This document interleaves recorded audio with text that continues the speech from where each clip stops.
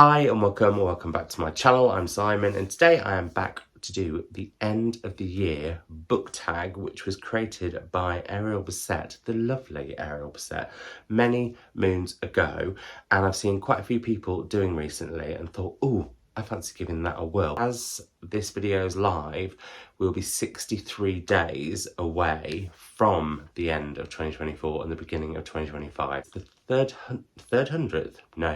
the 303rd day of the year today. I keep an eye on what day of the year it is to make sure my Spotify playlist of my songs of the day is always correct. Isn't that random? Yes, it is, but there we go. And if you aren't following my Spotify for absolute poptastic bops, what are you playing at? Go and check it out. Or don't, whatever is your whim. Anyway, we're not here to talk about music, which is my second love after books. I think my second love after books is food. But anyway, we're not here to talk about that either. We're here to have a chat about the 1, 2, 3, 4, 5, I think it's 6 questions. I've got my work phone out to, see what lies ahead for the end of the year and the beginning of the next one. So, question 1, are there any books you started this year that you need to finish? So, I have DNF'd a fair few books this year, and if you'd like me to do a video on that like I did last year towards the end of this year, although obviously I did it towards the end of last year, then I can. I'm more than happy to, because most of them have been DNFs.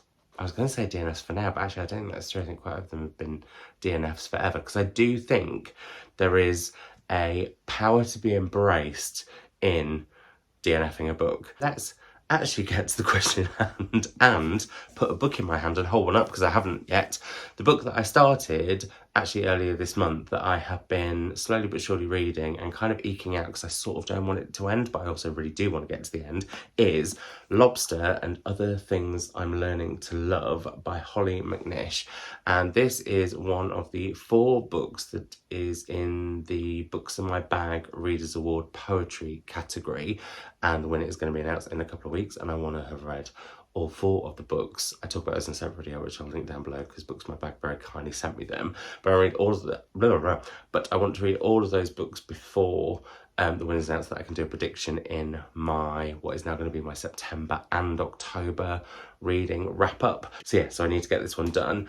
It's a poetry collection, but also what I love about this is Hollie has, around the poems, written these essays that look at why she has written the poems that she has, what's inspired her or what's enraged her. And I love those as much as the poems. And I think the poems, well, for me, I'm finding they give the poems an extra edge because I'm reading around them. And I think Slug did the same thing. I remember Lauren absolutely loving Slug.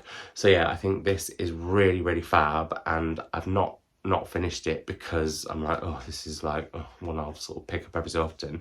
I've not finished it because I'm like, oh, I don't really want it to end, but at the same time, I do want to get to the end. So that is the book I would like to finish by the end of the year that I started earlier this year, well, this month.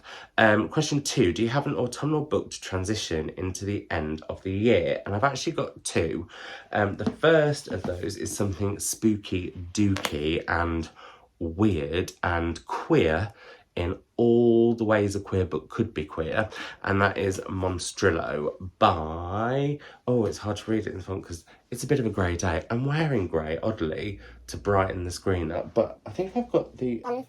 I've got this. 1 second, please. One of those bits where I fast forward myself, probably. I also have the American edition. So this is Monstrillo by Gerardo Samano Cordova, and it's out like this in America and like this in the UK. And this is about a woman whose son dies, and she takes a part of him and grows, I think, a new child or creature, from him, and we follow on from there. It's meant to be super duper queer. It's also meant to be a bit body horror, which I haven't seen it yet, but I feel like is giving the vibes of The Substance, which is finally going to be on Mubi on Halloween, so I'm going to be watching that. But with Halloween being around, I would like to read something quite creepy around Halloween. But at the same time, I feel like ghosts and witches and monsters and spooky shenanigans aren't just for Halloween, very much like puppies aren't just for Christmas. They're for a good old long time. And so I would like some more recommendations from you lovely lot of some queer horror / queer spooky dooky shenanigans / queer witchy poo / queer, you know, that kind of vibe in the comments below. I would really, really appreciate that, because I've got a few. I've got some Alison Rumpet on the shelves and some others, but yeah, more recommendations of these. But that's the first book, even though I've held up two of the two that are the sort of books that are going to bring more autumn into my life, because I feel like we are in the thick of autumn now, especially because in my head autumn sort of starts mid to late August. So the second book that I think is going to help me transition, because it's autumnal, into the autumn is, you'll have seen it because I've just literally been doing that with it, The God of the Woods by Liz Moore. And this, I think, also is going to scratch an itch that has been building, not one I need to go and see the doctor about, I should say, a bookish itch, which is that I'm definitely in the mood for literary thrillers.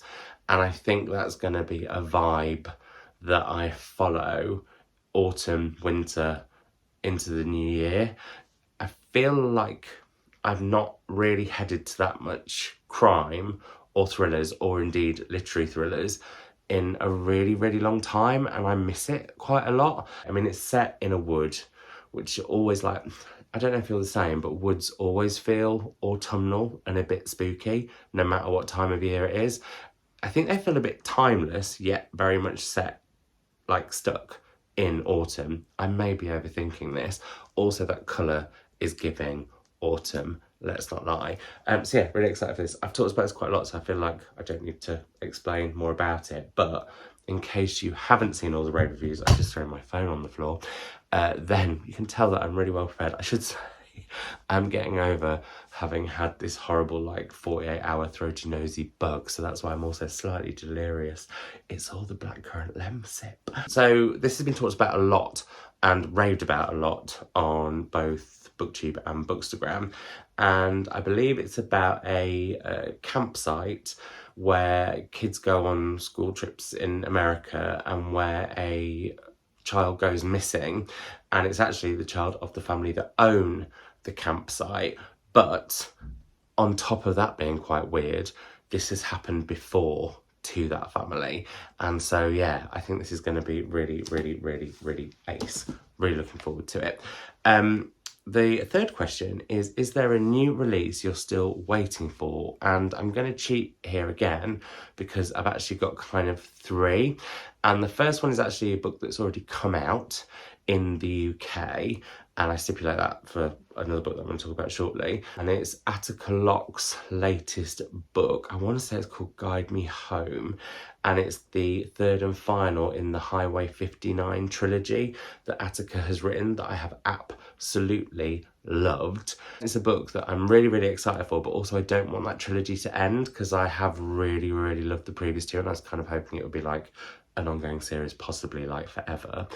And so yeah, I'm a bit like nervous of that ending. Is it odd to feel like you're nervous about a series of books ending?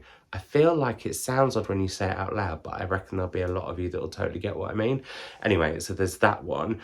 The second book is already out in Canada, but it's really, really hard to get. So I've actually ordered the American edition, but I don't think it's going to arrive until the beginning of January. So it's sort of a cheat. But if somehow the book fairies, because I do believe they're out there, a Canadian edition of this book arrived, I would be absolutely thrilled. What on earth is the book, Simon? It is The Capital of Dreams by Heather O'Neill. I will have put a Canadian cover there, and I'm going to switch it to the American edition, which I've ordered. And Heather O'Neill, I have only read one of her books, which was The Lonely Hearts Hotel, and I absolutely loved it. I have collected all of her books since then, and in fact I started one of her others a couple of years ago, and I was so into it, but it just wasn't the right time to read it, and I really, really should go back to that. But oh, seeing her on Canada Reads earlier this year, she was just so phenomenal, and I love her so much on social media that, yeah, that's become one of my most sort of, well, one of the books that I'm most excited about, and I do think that American cover in particular is stunning. But that said, like I said, if the book fairies somehow managed to magic a Canadian edition this way, I'd be totally fine with that. So, and we have that one. And then third is a book that actually hasn't come out yet this year and is on its way though, because I pre-ordered it. Well, I say that, it will be on its way soon because I pre-ordered a copy of it. And that is the short story advent calendar. I have loved reading the short story advent calendars for the last few years. I've found loads of authors who I have wanted to read much more of because of it, and that's been a real treat. So yeah, I'm excited for that one, and hopefully that'll be arriving, well, in the next couple of weeks, because December's coming, Christmas is coming, and I want to be heading to that short story advent calendar when I head to my Lint Bear calendar every morning. So we've got those 3 books, even though it was meant to just be 1. But I am sticking to the rule of 3 with the next question, which is question 1, 2, 3, 4. 4, yeah. Question 4. And that is what... Put my phone down, hold on. What are 3 books you want to read before the end of this year? And the first of those is a book that only arrived this very weekend all the way from Australia and is one of my most anticipated books of the year and would have been in the would have been an answer to the previous question if it hadn't arrived this weekend. It's Robbie Arno's Dusk. I love Robbie Arno. I've loved every single book that he's written. He's one of my absolute favourite authors. I do not know when this is coming out in the UK. I'm assuming it will be at some point. It's only come out very recently in Australia, and I was like, no, I have to. The day that's out, I'm going to place that order so it gets here as quickly as possible. That's how much I love his writing. And all I know about this is that at the heart of this story is is it a panther? No, it's a puma named Dusk, who is killing shepherds. And I believe we follow a pair of twins who are sort of quite, I don't know if they're on the cusp of adulthood, but they are destitute and there has been a price put on this puma's head, and so they go to find it. And I don't know what's going to happen, but you can expect the unexpected with a Robbie Arno, so very, very, very excited for this. That said, I already, without having read the book, feel like I'm going to fall in love with Dusk the Puma, and if he does get got, or she does get got, because it doesn't say which it is, if Dusk gets got, it's going to break my heart, and I know that already, but Robbie Arno also has the power to do that. His writing is quite magical in every element. In every sense of the word. So really, really, really, really excited for this if you haven't got that vibe already. The second one, why am I saying vibe all the time? I'm 43 nearly, not yet. Moving on. I should say actually I was going to cheat and do 10 before the end, but I think I'm going to turn that, but I think I'm going to make that a reel actually. Anyway, so basically that's me saying go and check out my Instagram as well as my Spotify. Go on, do it, why not? Go wild. What I was going to say, yeah, the second of the three books that I want to read before the end of the year is Curdle Creek by Yvonne Battle Felton. I think this is going to be suitably creepy. On the back it says, welcome to Curdle Creek. We're dying to make you feel at home. So perfect for this spooky dooky shenanigans time of year. But also, I absolutely loved Yvonne Battle Felton's debut, Remembered. I thought it was a stunning, stunning, stunning book. One of my favourite books of the year it came out, or the year that I read it, which I think was the year it came out. And I'm just so excited for this. It came out relatively recently. I've not heard lots of people talking about it, so I want to shout about it because I think she is a phenomenal writer and, again, one of my most anticipated books of the year. Although this was kind of like a surprise because I hadn't heard about it and then suddenly found out it was coming out like in a few weeks. So I heard about it sort of mid-September, and the excitement was like, well, that high that it's higher than the screen will allow.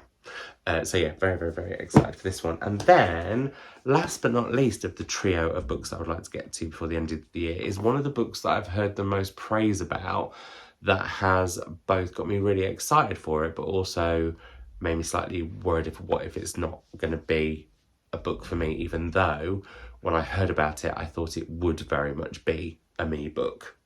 I hope that makes sense. It is Martyr by Kaba Akbar, and I'm quite shocked that I haven't read this one yet.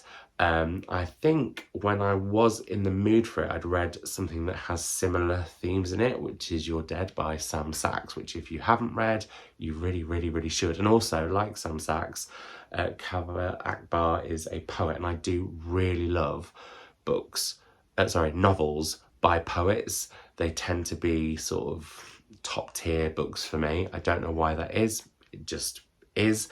And so, yeah, I've been really, really keen to get to this one. Ordered the American edition because I think that cover is way better than the slightly overly garish UK edition. I want to read this before the end of the year too. The next question, the penultimate question is there a book you think could still shock you and become your favourite book of the year? And every year that I've done this, I've said, well, I hope so, which makes it sound like I'm not in love with whatever my number one book of 2024 or that year is so far. However, whilst I really, really love that book and I think it's going to take a lot to knock that off the top spot, I think there is a possibility with any of these three, partly because I am so excited for them, partly because with Dusk in particular, having loved the author's writing as much as I have in the past, like I feel like this is definitely going to be like straight into my top 5, top 3, top 2, maybe number 1. But also because I like to feel like there's still going to be, like, not including these three obviously because I've talked about them, but I really like the idea that there will be some surprises in my reading year ahead, even though we have got like just over 60 days, as I mentioned. So yes, I should also mention all three of these are fiction, and that's partly because I'm going to do a non-fiction November TBR in due course, and I haven't had, I can't believe I'm going to say this because it sounds so like silly and so almost like shutting off a whole segment of books, but I don't think in the time that I've done YouTube, well, BookTube, or before that podcasting, or before that blogging, my number one book of the year has been a non-fiction book, possibly Hallie Rubenfold's book about the women killed by Jack the Ripper, the title of which has completely gone out of my head, even though I can see the black and white cover, and also Sarah Krasnostein's book. Oh my goodness, why can I not remember the title of that one either? I'll put images of them in there to save my embarrassment. But yeah, I haven't had a non-fiction book that has been my favourite book of the year, I don't think. And that maybe is something I need to look at going forward. And also, I had a real phase of loving non-fiction, so I'm going off an absolute tangent, and maybe I should be saving this chat for the non-fiction November video that I'm planning on doing. But I thought non-fiction wasn't for me, with the exception of a couple of books that I really, really loved, until I think it was 2018 and 2019 when I really started to get into it through narrative non-fiction, which had been the sort of non-fiction that I'd joined before. And then because of the pandemonium that arrived in 2020, I was so addicted in a very not great way to the news and what was going on. I didn't want to read anything that was real, and so I sort of unintentionally, I guess, shunned it and haven't got back into the swing of it. However, I have some absolute bangers that I want to read over the coming weeks and months, so who knows. But I do think in 2025 I would like to sprinkle the year with non-fiction a lot more, but that links into the final question, which is, have you already started making reading plans for next year? And the answer is sort of. I really loved Mercedes' response to this quite recently, where she was kind of saying she wants to do all the things that she said she was kind of going to do this year and the year before. And I know that feeling because every year I state that, like, I want to read much more by whim, but I want to head to more short story collections and translated fiction and non-fiction and da-da-da-da-da.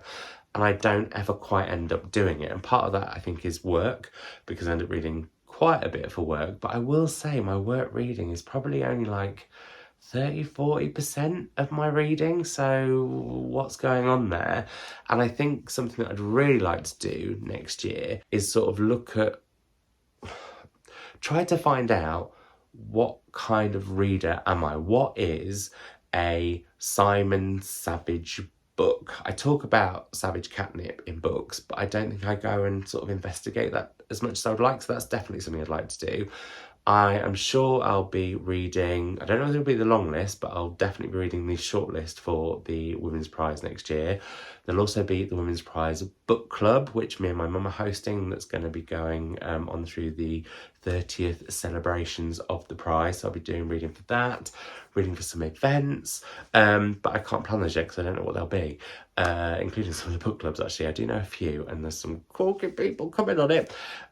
Also, prompts will be back, but I'd love to hear from you how we can make prompts sort of more interactive, because I think that's something that maybe that we haven't done. And actually, at some point I will do a video on a call out for prompts with Mum, because we've got a few ideas on how we'd like the prompts to be a little bit more bonkers whilst also being a little bit more specific.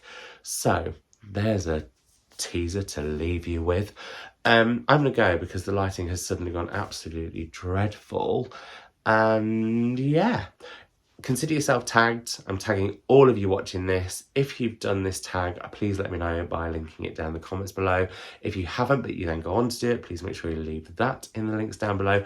Let me know about some queer in all the ways kind of spooky shenanigans horror books, and I'll be back in another video soon, hopefully with better lighting. Sorry about that, I'm doing this a little bit last minute. Goodbye.